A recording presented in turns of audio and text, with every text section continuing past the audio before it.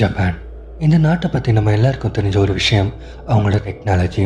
ஆனால் அந்த டெக்னாலஜிக்கு பின்னாடி மறைவாக இருக்கிற பல மர்மங்கள், பல பயங்கரமான உண்மைகள் நம்மளை உரைய வைக்கும். இன்னைக்கு நம்ம பார்க்க போகிற இந்த மர்மமும் ஒரு சின்ன பொண்ணை பற்றினது. பேரு ஹனாகோ சான். நீங்கள் இப்போ ஸ்க்ரீனில் பார்க்குற இந்த டாய்லெட் இது வெறும் பாத்ரூம் இல்லை. ஜப்பானில் இருக்கிற பல ஸ்கூலில் 3வது ஃப்ளோரில் இருக்கிற 3வது டாய்லெட்டுக்கு போனால் உங்கள் உயிருக்கு நானே கேரண்டி தர முடியாது.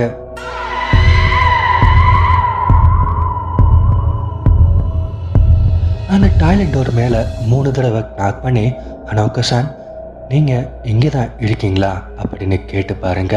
சில சமயம் பதில் வரலைன்னா நீங்கள் தப்பிச்சிங்க.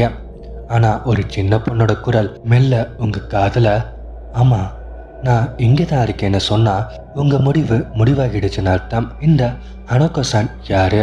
எதுக்காக ஸ்கூல் டாய்லெட்டில் பேய சுத்துறா?